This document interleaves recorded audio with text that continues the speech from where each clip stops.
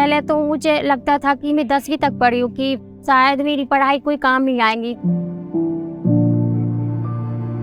पहले मुझ पर कुछ नहीं आता, ना बोलना आता था, ना किसी के पास बैठने से क्या बोलना क्या नहीं बोलना। गांव में भी लोग मुझे नहीं जानते थे। पूरा गाँव अगर मैं बताऊं तब बस हमें ही घर का काम था और अपने घर के काम कर कर चार दीवार के अंदर ही रहती थी। मैं पहले पशु रखती थी और मेरे काफ़ी पशु बीमार भी होते थे। फिर यहाँ पर डॉक्टर की प्रॉब्लम थी, फ़ोन करने पर भी डॉक्टर पहुँचता कभी, तब तक तो पशु की तबीयत ज़्यादा ख़राब होकर कभी कभी तो मृत्यु भी हो जाती थी। फिर मैंने देखा कि गांव में, मेरी नहीं पूरे गांव में यही प्रॉब्लम है, मेरे अड़ोस पड़ोस में, और मैं चाहती थी कि कोई ऐसा काम आए कि मैं उसमें हूँ और अपने पशुओं के लिए कुछ कर सकूँ।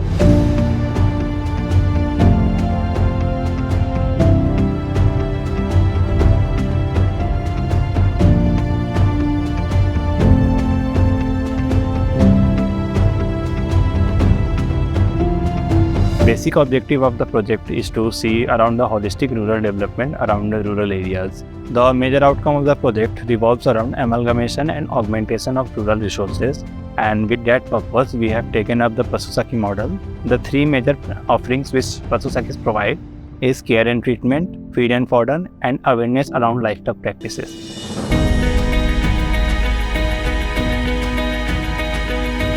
हमारे गांव में एक पशु सखी की जरूरत थी, तो मैंने हिम्मत की और मैंने बातचीत भी की। मैं बनना चाहती हूँ, मैं कुछ करना चाहती हूँ। किसी की अगर बकरी बीमार है तो उसको देखने जाती हूँ और उनको दवाइयाँ देती हूँ। जो भी बीमारी होती है, जैसे दस्त होते हैं, अपारा या फिर बुखार हो जाता है, कुछ भी हो जाता है, तो उन्हीं की दवाई देती हूँ और उनको देखती हूँ। उनको अगर साफ़ सफाई की ज़रूरत है तो उनको बताती हूँ कि साफ़ सफाई भी करनी चाहिए।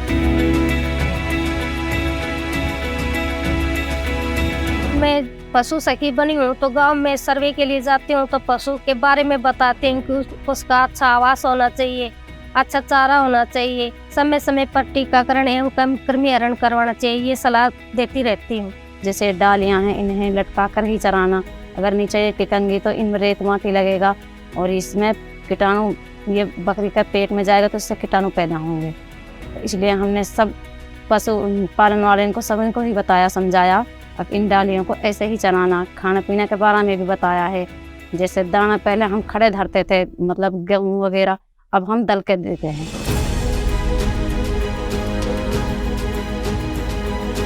पशु सखी लगने पर मुझे घरेलू उपचार करने हैं, क्या क्या बनाकर उन पशुओं को देने हैं जिससे पशु ठीक हो जाए टाइम पर, उनके बारे में मुझे बहुत नॉलेज हुई है। जो हम पशु सखी जो मॉडल जो हम देख पा रहे हैं, आज के दिन के अंदर लोगों के पास जा रही हैं, उनका प्राथमिक उपचार कर रही हैं और अपनी सेवाएं दे रही हैं और उसका चार्ज भी वो कर पा रही है। तो हमें इस चीज़ की खुशी होती है कि आज वो अपने आप में बिल्कुल इतनी सशक्त हो गई कि वो खुद जाके अपना काम कर। गांव में पशुओं की उपचार के लिए, उनके आगे विकास के लिए हमने सभी ने मिलकर के सरिता जी को पशुधन सखी के रूप में नियुक्त किया है। हम उनकी कार्यों की सराहना करते हैं, हम भी खुश हैं और हम लोगों को भी उनके कार्यों के बारे में बताते हैं। सुनो आज 11 बजे पशु सखी की बैठक है, सभी को चौपाल के अंदर पहुंचना है। हम मुनियादी करवाते हैं चौकीदार के द्वारा, लाउड स्पीकर के द्वारा, और समय समय पर हम भी व्यक्तिगत रूप से जाकर के लोगों को इसके बारे में अवगत कराते हैं।